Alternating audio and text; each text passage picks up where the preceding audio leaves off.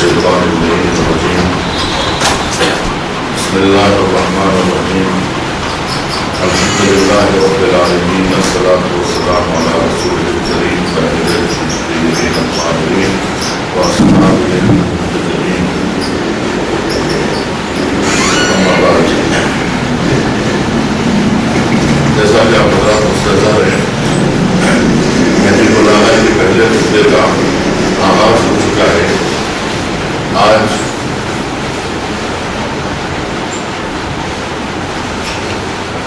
دوسرا حصہ پہلے خطبے کا پیش کیا جا رہا ہے.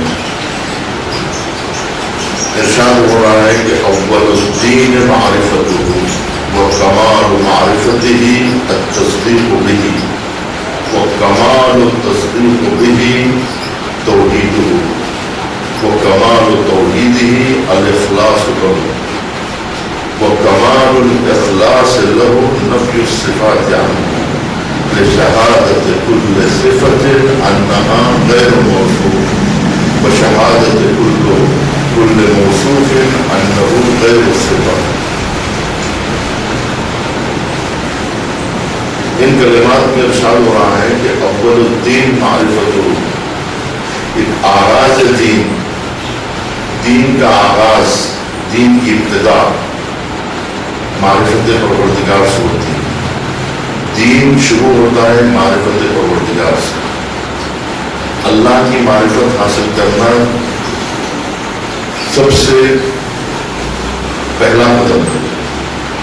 اس کے بغیر دین کا چرخہ اور دین کا آغاز، دین کا مشن آگے ہی نہیں بڑھ سکتا بغیر معرفت پروردگار. دین کی جو بنیاد ہے، جیسا کہ عرض کیا جاتا ہے کہ اصول دین اور فروع دین، یعنی فروع دین یعنی دین کی شاخیں، اور اصول دین یعنی دین کی جڑیں، دین کی بنیادیں، اہم ترین چیزیں جو دین کی بنیاد جس پر ٹکی ہوئی ہے، دین جس بیس پر ہے، دین جن بنیادوں پر قائم ہے، وہ بنیادیں کیا ہیں جس پر دین ٹکا ہوا ہے. تو دین کی جڑیں، دین کی تمام جڑوں میں، دین کی تمام بنیادوں میں سب سے پہلی بنیاد کیا ہے کہ جس پر دین قائم ہے؟ وہ پہلا ستون دین کا معرفت پروردگار ہے. تو اس سلسلے میں یہ ہے کہ شناخت واجب ہے، اور بغیر شناخت خدا کے آپ دیندار نہیں بن سکتے. دیندار بننے کی پہلی علامت یہ ہے کہ آپ کو معرفت جبار، معرفت پروردگار کا ہونا ضروری ہے. متعدد روایات خود نبی کریم صلی اللہ علیہ وآلہ وسلم سے سنی ہے کہ اول الدین معرفت الجبار، کہ آغاز دین معرفت پروردگار ہے، ابتدائی دین معرفت پروردگار ہے. اور یہ معرفت آپ کو حاصل کرنا ہے، یعنی تقلید اصول دین میں حرام ہے. خدا کی معرفت کے سلسلے میں تقلید کرنا جائز نہیں ہے. آپ کو خود معرفت حاصل کرنا ہے، آپ کو خود شناخت حاصل کرنا ہے. اگر آپ اعتقاد نہیں رکھتے ہیں اور آپ خود اگر قائل نہیں ہیں بلکہ آپ تقلیداً قائل ہیں، تو اس کا مطلب یہ ہے کہ آپ دیندار نہیں ہوئے اور آپ نے دین اسلام کو، دین مبین کو قبول نہیں کیا ہے.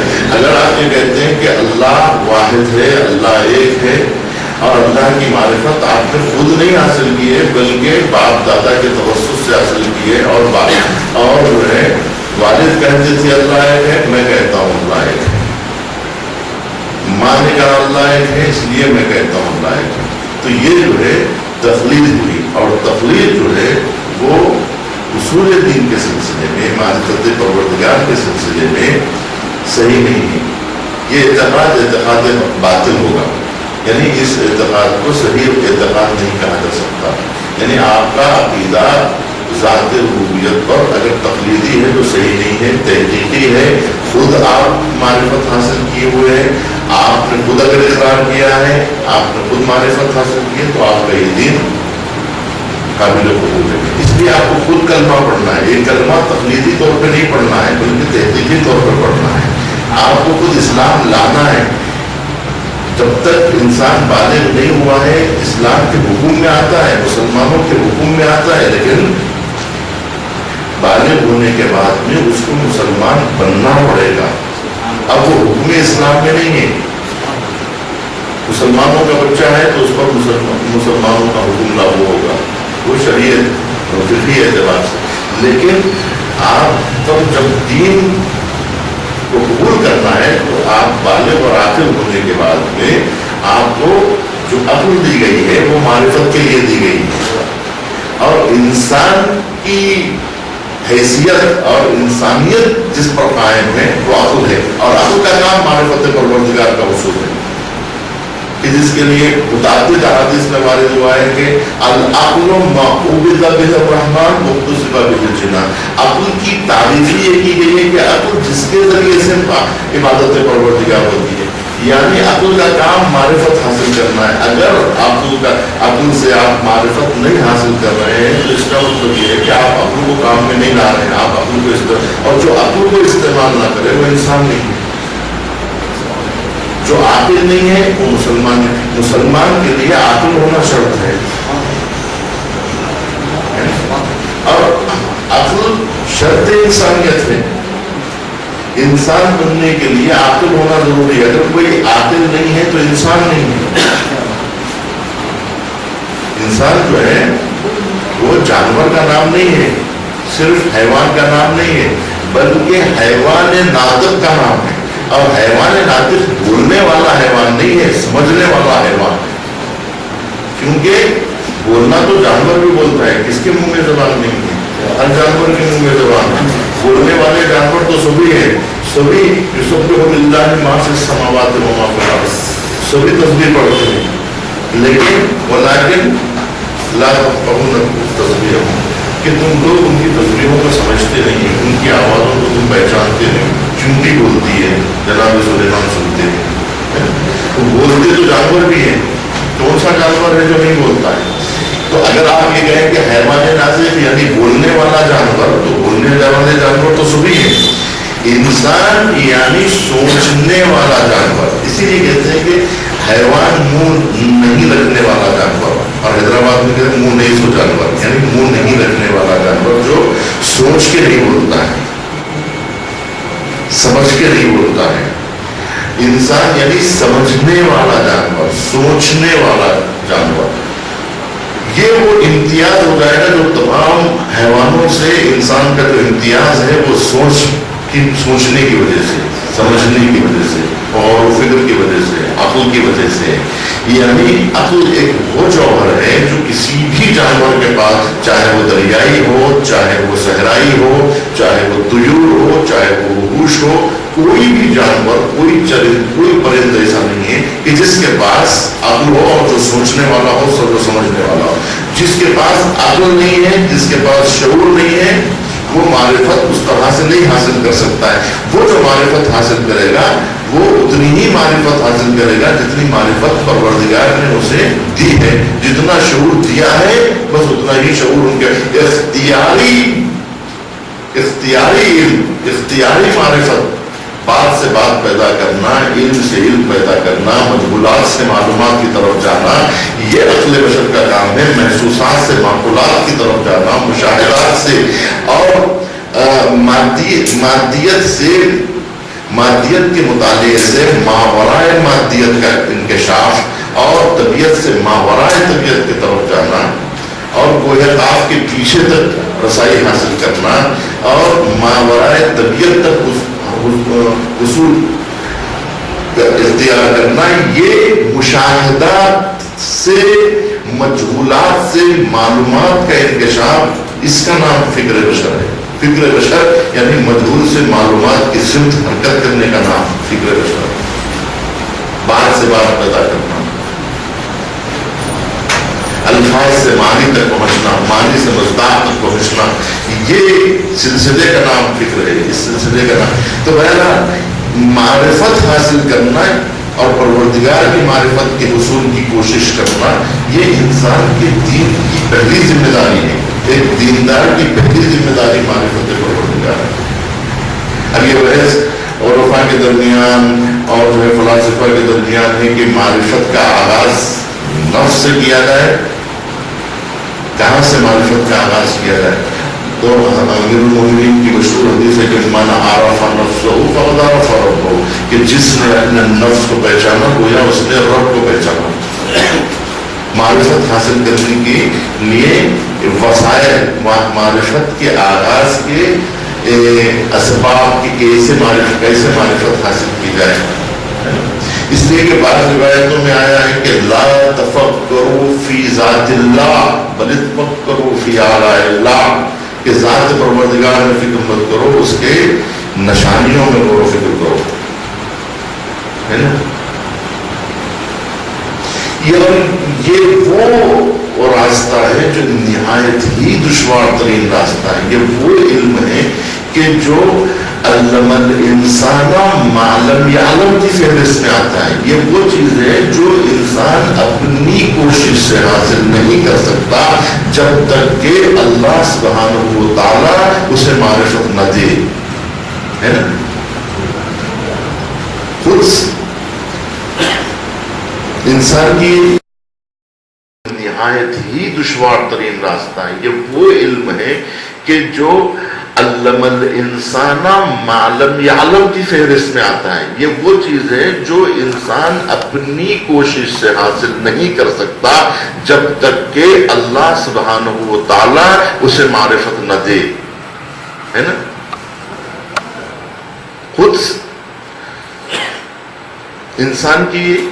انسان کوشش کرتا ہے، لیکن علم دینے والا پروردگار ہے، معرفت دینے والا خود پروردگار عالم ہے. لیکن السعی منا، کوشش ہماری طرف سے ہوتی ہے اور عطا پروردگار کی جانب سے ہوتی ہے. ہم اپنی مقدور بھر کوشش کرتے ہیں. پروردگار عالم کہہ رہا ہے کہ سنریہم آیاتنا فی الآفاق وفی انفسہم حتی یتبین لہم انہ الحق، کہ ہم عنقریب انہیں آفاق میں اور خود انہی کے نفوس میں اپنی نشانیاں دکھا دیں گے، یہاں تک کہ انہیں اس بات کا یقین آ جائے گا کہ انہ حق، کہ وہ ذات حق ہے، کہ وہ ذات الوجود ہے، الحق ہے،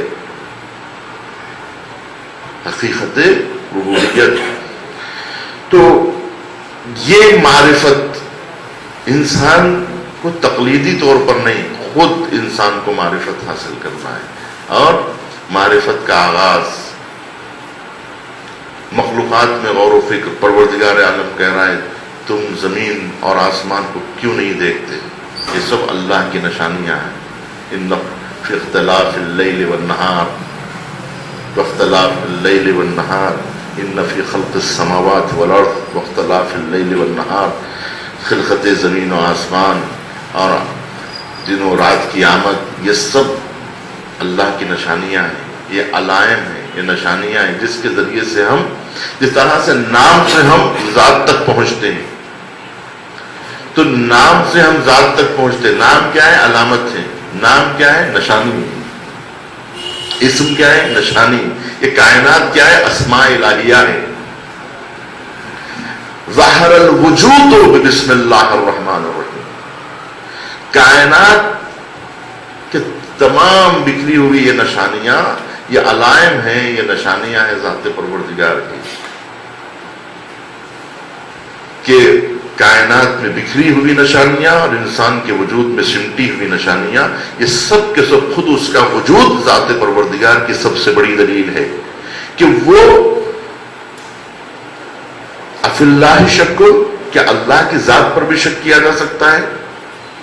جس کو اپنی ذات پر یقین ہے وہ اللہ کی ذات پہ کیسے شک کر سکتا ہے؟ تو اللہ وہ حقیقت کا نام ہے جو ناقابل انکار ہے. وَلَئِن سَأَلْتَهُمْ مَنْ خَلَقَ السَّمَاوَاتِ وَالْأَرْضِ لَيَقُولُنَّ اللَّهُ. اگر تم مشرکین سے بھی سوال کرو کہ زمین و آسمان کا خالق کون ہے تو وہ بھی کہے گا کہ اللہ ہے. یعنی وجود کا اقرار، ذات پروردگار کا وجود یہ جو ہے معرفت کا حصول ہے. جب انسان اللہ کی معرفت کے لیے قدم آگے بڑھائے گا تو اس بات کا اسے یقین حاصل ہو جائے گا کہ وہ ذات حق ہے، وہ ذات وجود ہے. یہاں تک کہ انکار کرنے والے مشرکین بھی یہ کہتے ہیں کہ ہم اس کی ذات کا انکار نہیں کر سکتے ہیں. وَلَئِن سَأَلْتَهُم مَّنْ خَلَقَ السَّمَاوَاتِ وَالْأَرْضَ، جیسا کہ جوش ملیح آبادی کہتا ہے کہ ہمیں سے اہل نظر کو ثبوت حق کے لیے اگر رسول نہ ہوتے تو صبح کافی تھی. تو یہ رات کا صبح میں تبدیل ہونا خود سب سے بڑا معجزہ ہے ذات ربوبیت کے وجود پر دلالت کرنے میں. تو یہ سب معجزات ہیں، بینات ہے، واضح ترین نشانیاں ہیں. ایک معجزہ نہیں ہے، دن رات معجزات کا ظہور ہو رہا ہے. ہر آن معجزہ ہو رہا ہے، ہر آن ظہور ہے معجزہ. کل یوم ہوا فی شان، اس کے لیے ہر روز ایک نیا کاروبار ہے. ہر آن اس کا اعجاز ہے، ہر آن اس کی ایک شان ہے، اور ہر آن اس کی معرفت میں اضافہ ہوتا جاتا ہے. اب معرفت کے حصول کا اگر آغاز ہوگا تو یہ آغاز ہوگا، اختتام نہیں ہوگا. اور ہر آن معرفت میں اضافہ ہوگا، اور یہ معرفت کا سفر ختم نہیں ہوگا، بلکہ دعا کرنی پڑے گی کہ پروردگار میری معرفت میں اضافہ فرما. رب زدنی علما، قل رب زدنی علما، کہ میرے علم میں اضافہ فرما، میری معرفت میں اضافہ فرما. اور معرفت میں اضافہ ہوتا ہی رہے. کوئی یہ نہیں کہہ سکتا کہ ہم نے معرفت کا حق ادا کر لیا ہے. ما عرفناک حق معرفتک، کہ یہ کون کہہ رہے ہیں؟ ذات محمد مصطفیٰ صلی اللہ علیہ وآلہ وسلم، جو لولاک لما خلقت الافلاق کا مصداق ہے. جو لولا اے محمد تم نہ ہوتے تو ہم کائنات کو خلق ہی نہ کرتے. وہ نبی کی ذات یہ ارشاد فرما رہی ہے ما عرفناک حق معرفتک، کہ معرفت کا جو حق تھا وہ ادا نہیں ہو سکا. تو معرفت کا حق ادا نہیں ہو سکتا ہے نبی کریم جیسی ذات کے لیے. تو ہم اور آپ کیا ہو سکتے ہیں کہ کی محمد سے وفات ہونے تو ہم تیرے ہیں. یہ جہاں چیز ہے کیا لوح و قلم تیرے ہیں. تو خود نبی کی ذات کہہ رہی ہے. اور معرفت کون سی چیز ہے؟ جب علوم کے سب کھنگال ڈالے قلزم، تب کہیں جا کے عرفان جہالت پائی. اپنی جہالت کا عرفان حاصل کرنے کے لیے میں کچھ نہیں جانتا، اس تک پہنچنے کے لیے آپ کو سمندروں کو کھنگالنا پڑتا ہے. تب کہیں جا کر اس بات کا اقرار کرتا ہے انسان کہ مجھے معرفت کا جو حق تھا وہ ادا نہ ہو سکا. اس کے لیے معرفت کے سمندروں کو جب تک کھنگالے گا نہیں اور زمین کی تہوں میں اترے گا نہیں، آسمان کی بلندیوں پر پہنچے گا نہیں، اور ان بلندیوں پر کہ جہاں کہ لو دنوت انملت لحترقت کی منزل ہے، وہاں تک پہنچے. اس کے بعد یہ کہے گا کہ ما عرفناک حق ما. ہم اور آپ کو یہ لفظ زیبا نہیں دیتا کہ ہم اور آپ کہیں کہ پروردگار تیری معرفت کا حق ادا. ہم نے معرفت کا آغاز ہی کہاں کیا ہے جو یہ کہہ سکے کہ تیری معرفت کا حق ادا نہ ہو سکے، اور ہم تیری معرفت حاصل نہ کر سکے، ہم تجھے سمجھ نہ سکے. تو کب سمجھنے کی ہم نے کوشش کی کہ ہم یہ کہہ سکیں کہ ہم نے تجھے سمجھا نہیں ہے اور ہم تیری معرفت حاصل نہ کر سکے. ہم نے کتنا قدم آگے بڑھایا ہے معرفت پروردگار کے سلسلے میں. جب فکر بشر تھک جاتی ہے تب یہ زبان سے اقرار ہوتا ہے. تو معرفت پہلا زینہ ہے، اول الدین معرفت ہو، کہ آغاز دین اس کی معرفت. یہ تو آغاز ہے اس کی معرفت کا. لیکن یہی سلسلہ ختم نہیں ہے، بلکہ امیر المومنین ارشاد فرماتے ہیں کیونکہ امیر المومنین وہ ذات ہے جو پہلے مدرس ہیں توحید کے، یعنی باب توحید کے پہلے مدرس کا نام امیر المومنین ہے. اور اس طرح سے امیر المومنین کو ہم سمجھ سکتے ہیں نہج البلاغہ کے ان صفحات سے، اور اندازہ ہوتا ہے کہ امیر المومنین معرفت کے دریا میں کس قدر غرق ہیں کہ اول الدین معرفتو، کہ اول دین معرفت پروردگار ہے، وکمال معرفتہ، کمال معرفت کیا ہے؟ التصدیق بہ، کمال معرفت یہ ہے کہ اس کی تصدیق کی جائے کہ وہ واجب الوجود ہے، اقرار کیا جائے، مان لیا جائے، تصدیق کی جائے۔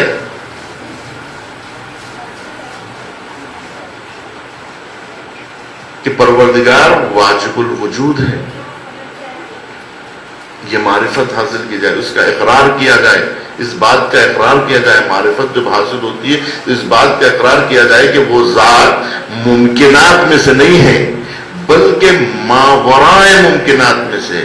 جب سلسلے ممکنات ختم ہو جائے، ممکنات کے سلسلے میں وہ نہیں ہے، ممکنات میں اس کا شمار نہیں ہے، بلکہ ماورائے ممکنات، سلسلے ممکنات میں وہ شامل نہیں۔ اس بات کی تصدیق کی جائے کہ جو واجب الوجود ہوتا ہے وہ ممکن نہیں ہوتا ہے، اس لیے کہ جو ممکن ہوتا ہے وہ محتاج ہوتا ہے، جو محتاج ہوتا ہے وہ خدا نہیں ہو سکتا۔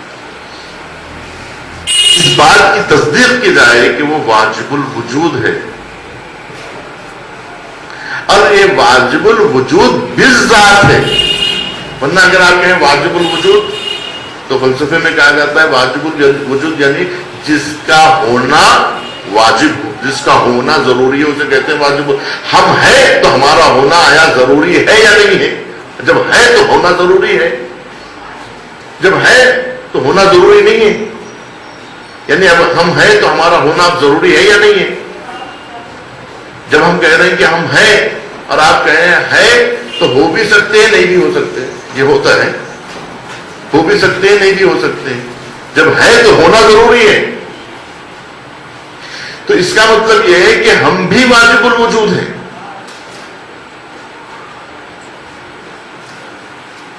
لیکن ہماری حیثیت جو ہے نا، جو ہماری ذات ہے وہ ممکن ہے، ہم بالذات ممکن ہیں۔ ہمیں کسی نے واجب بنایا ہے، کسی نے ہمیں وجود دیا ہے، کسی نے ہمیں ہمارے لیے وجود ہمارے لیے واجب قرار دیا ہے، اس نے کسی نے ہمارے لیے وجود کو واجب قرار دیا ہے، لیکن ہم بذاتی ہی واجب نہیں ہیں، بذاتی ہی ہم واجب نہیں ہیں بلکہ واجب بالغیر ہے، کسی نے ہمیں واجب بنایا ہے۔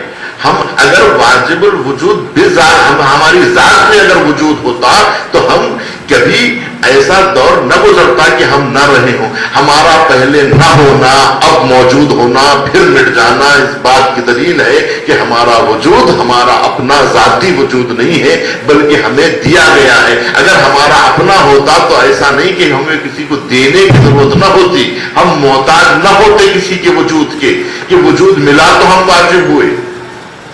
ہم کسی کے سامنے ہاتھ نہ پھیلاتے، وجود کی بھیک نہ مانگتے۔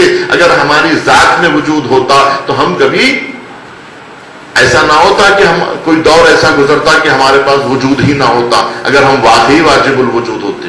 نہیں، ہم واقعاً واجب الوجود نہیں ہیں، ہماری واقعیت اصالت کیا ہے؟ ممکن ہونا ہے۔ ممکن کا مطلب کیا ہے؟ محتاج ہونا ہے۔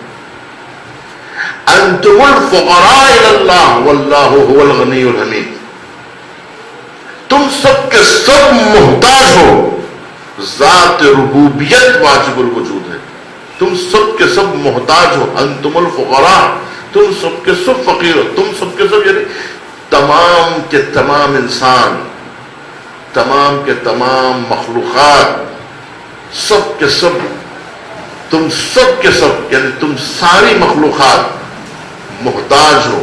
انتم الفقراء الی اللہ، تم محتاج ہو۔ یہ سارے ممکنات اس ایک واجب کا صدقہ ہے، یہ سارے ممکنات ایک واجب الوجود کا صدقہ ہے کہ جس نے ہمیں وجود بخشا ہے، وجود بخشا ہے۔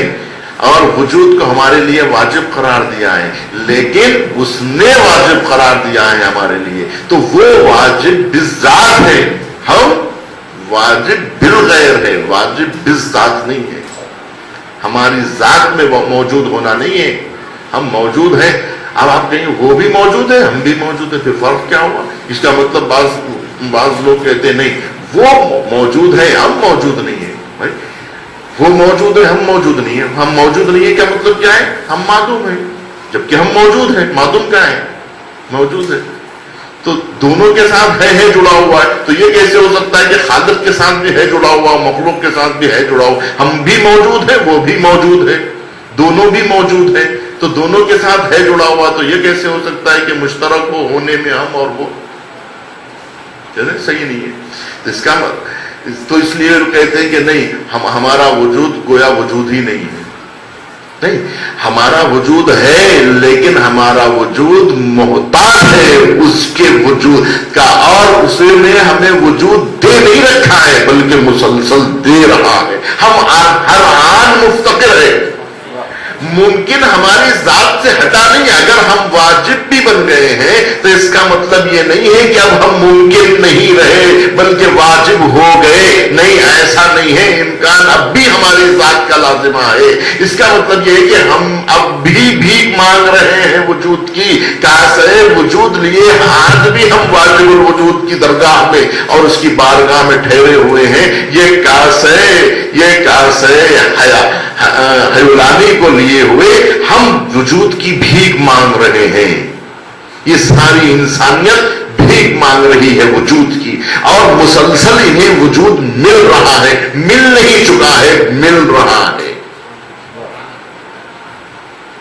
یہ ابھی اپنے پیروں پہ نہیں ٹھہرے، یہ کائنات اپنے پیروں پہ نہیں ٹھہری ہوئی ہے بلکہ یہ ذات قیوم پہ ٹکی ہوئی ہے، وہ قوام بخشنے والا ہے ہر وجود کو، وہ ذات حی، وہ حی ہے، ہم ہے نہیں ہے، ہم اصل میں میت ہے، اگر حی ہے تو حیات ہمیں مسلسل مل رہی ہے، وہ حی ہے اور وہ حی القیوم ہے، وہ ایسی حیات دینے والا ہے کہ وہ حیات قوام بخش رہا ہے ہر حیات کو۔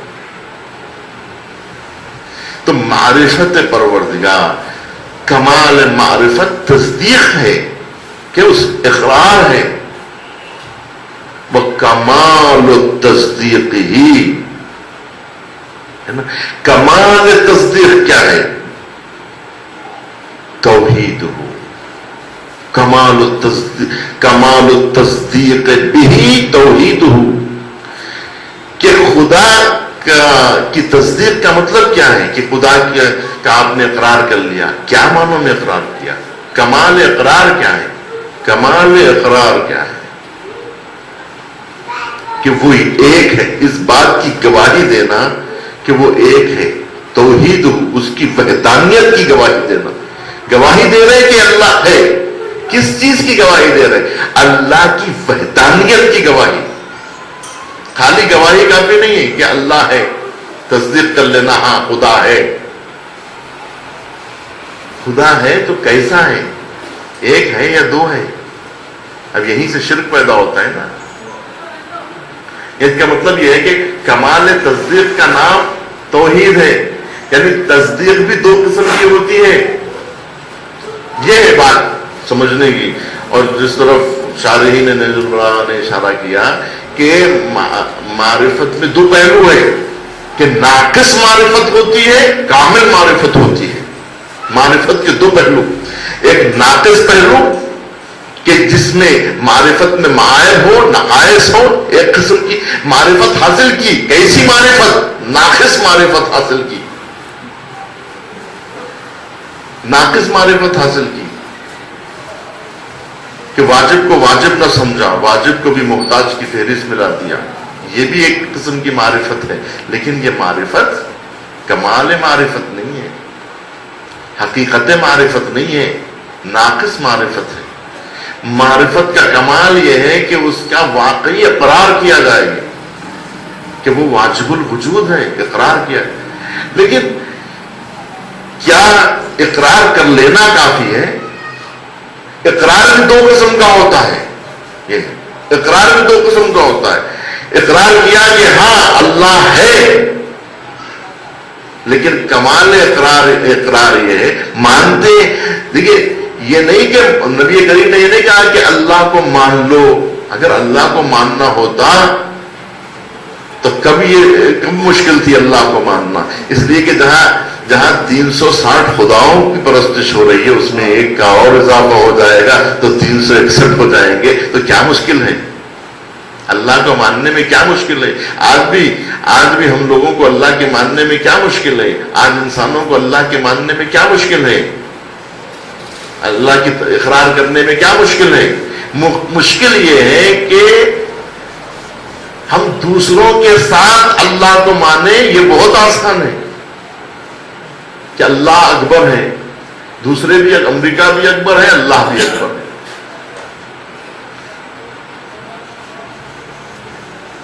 اور بھی الہ ہے، ان الہوں میں اللہ بھی ایک الہ ہے،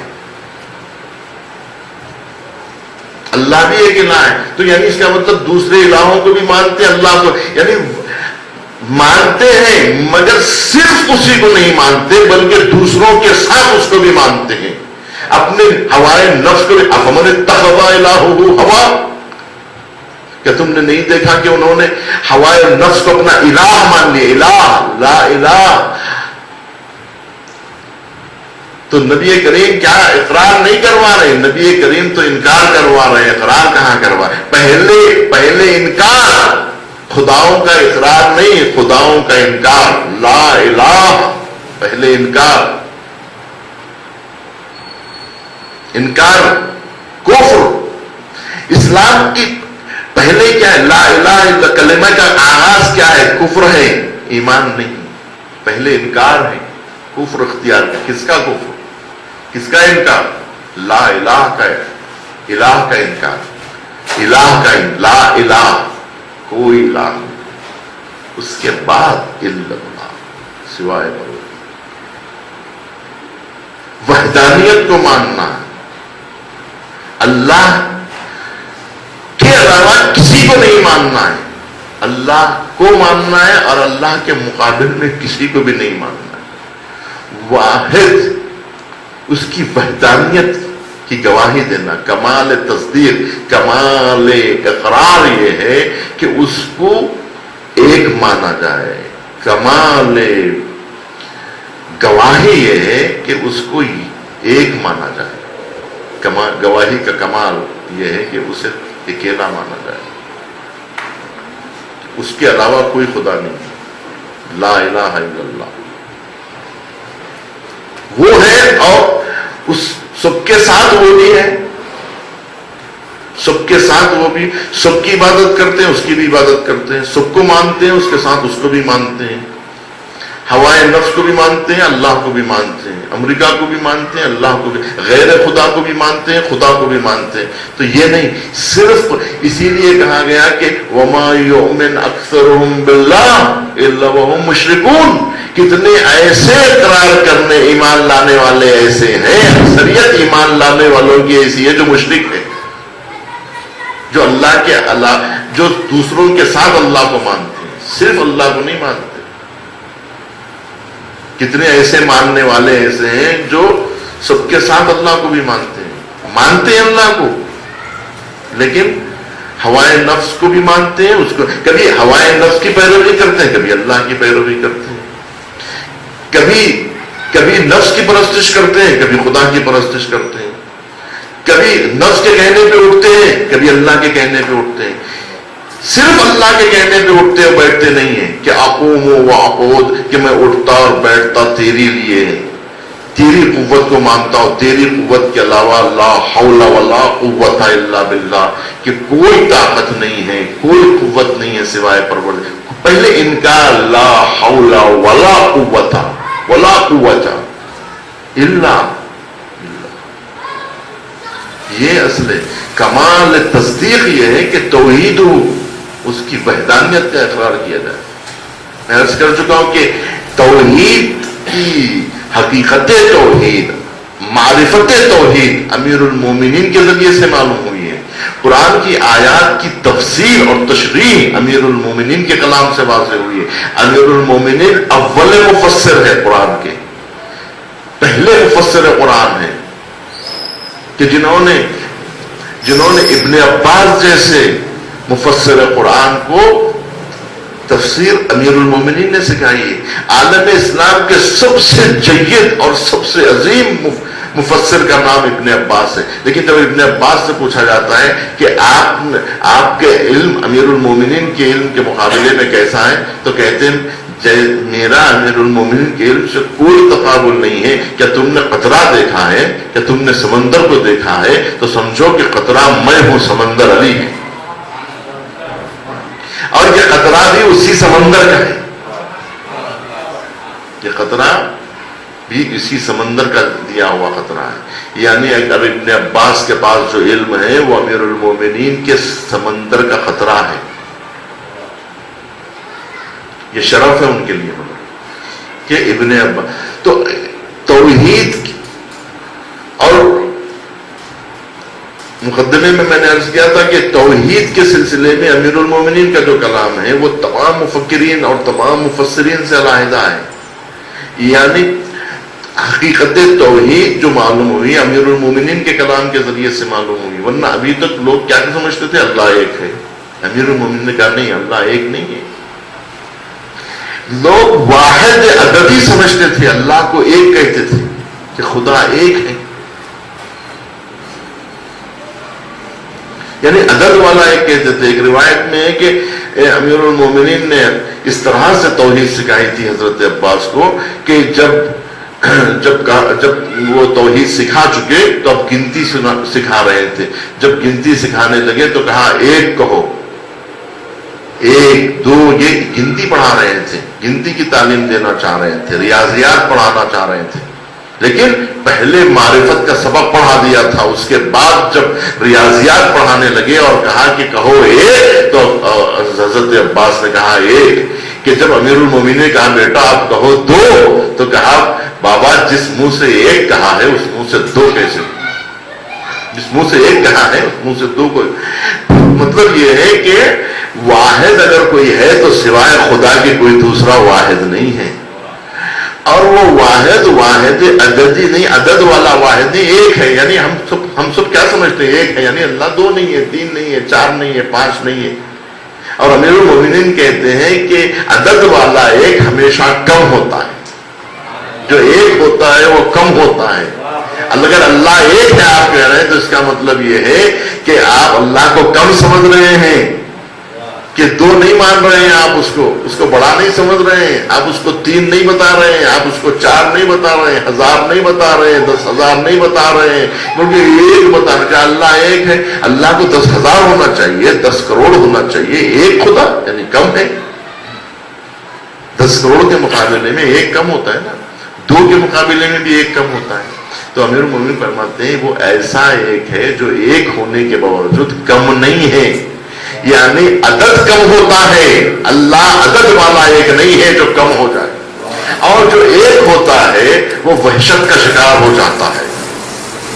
یعنی اس کو دوئی کی ضرورت، کوئی ایسا ایک نہیں ہے جس کو دو ہونے کی ضرورت نہ محسوس ہو، جو اپنی تنہائی میں وحشت کا اظہار نہ کرے. یعنی وہ اپنے اندر کمی محسوس کرتا ہے تب اسے وحشت ہوتی ہے، دو ہونے کی خواہش پیدا ہوتی ہے، اس کو رشتہ داروں کی ضرورت پڑتی ہے. تو اللہ ایک ایسا ایک ہے کہ جس کو اپنی وحدانیت سے وحشت نہیں ہوتی کہ اس کو بیٹیوں کی ضرورت پڑے ملائکہ کی شکل میں، جیسا کہ مشرکین کہتے تھے کہ اس نے بیٹیاں پال رکھی ہے ملائکہ کی شکل میں. تو وہ ایک سمجھتے تھے، اسی لیے غلطیاں ہو رہی ہیں نا. ساری غلطیاں اس لیے ہو رہی ہے، رشتہ داری اس لیے باندھی جا رہی ہے کہ وہ اللہ کو کم سمجھ کے اللہ کو تنہا اور لاوارث کیسے کہیں، اس لیے اس کے وارث جوڑ دیتے ہیں. اس کا مطلب یہ کہ یہ کمال تصدیق نہیں ہے، یہ ماننا نہیں ہے، کمال اقرار نہیں ہے. یہ مباحث بہت طولانی ہے. ایک ایک لفظ نہج البلاغہ کے اس لفظ پر کافی بحث کی ضرورت ہے. لیکن انشاءاللہ جب ہم آگے بڑھیں گے تو یہ مطالب بار بار آئیں گے. ایسا نہیں ہے کہ معرفت کے سلسلے میں، معرفت پروردگار کے سلسلے میں، اور کیونکہ سر سلسلے عرفان امیر المومنین کے ساتھ ہے. جب امیر المومنین کا کلام شروع ہوگا تو توحید کی جھلک بار بار نظر آئے گی، اور امیر المومنین کے کلام میں توحید ہی توحید ہے، معرفت ہی معرفت پروردگار ہے. اور جتنے عرفاء ہیں سب کے سلسلے امیر المومنین سے جوڑے گئے ہیں، چاہے وہ جنید بغدادی ہوں، چاہے وہ جتنے سلسلے ہوں، حلاج ہو، کوئی بھی ہو دنیا کا، کوئی اپنا صوفی ہو کہ عارف ہو، سب نے اپنے سلسلے امیر المومنین کی ذات سے جوڑے ہیں. حسن بصری وغیرہ وغیرہ جتنے سلسلے تصوف کے ملتے ہیں وہ سب فخر محسوس کرتے، امیر المومنین سے نسبت جوڑ کر فخر محسوس کرتے، جبکہ امیر المومنین کو پتہ بھی نہیں ہے کہ یہ مجھ سے منسوب ہے. امیر المومنین نہیں جانتے ان لوگوں کو، لیکن یہ لوگ اب خود یہ کہتے ہیں کہ ہم نے جو کچھ بھی توحید دیا ہے، جو کچھ بھی معرفت ربانی سیکھی ہے، وہ امیر المومنین کے کلام سے سیکھا ہے. سارے عرفاء کا یہ دعویٰ ہے، ان کا یہ دعویٰ ہے، تصوف کا یہ دعویٰ ہے، عرفان کا یہ دعویٰ ہے کہ ہم نے امیر المومنین کے کلام سے عرفان سیکھا ہے، تصوف سیکھا ہے. کمال التصدیق بھی توحید ہو. میں سمجھتا ہوں کہ اگر ہم زیادہ آگے بڑھیں گے تو حق ادا نہیں ہو سکے گا، اس لیے ہم گفتگو کو یہیں پہ ختم کرتے ہیں، اور گفتگو کو آئندہ ہفتے کے لیے جو ہے ملتوی کرتے ہیں کہ انشاءاللہ یہ سلسلہ جو جاری ہے وہ بعض برادران کی خواہش ہے کہ ہفتے میں 2-4 جلسے ہوں، یعنی ہفتے میں 3-4 جلسے ہوں، تو انشاءاللہ کوشش کی جائے گی کہ آئندہ ہفتے سے کہ ہفتے میں 3-4 جلسے منعقد کیے جائیں تاکہ جو ہے ذرا پیش رفت ہو سکے اور تیزی کے ساتھ ہم آگے بڑھ سکیں. وصلی اللہ علی محمد وعلی محمد وآخر دعوانا ان الحمد للہ رب العالمین.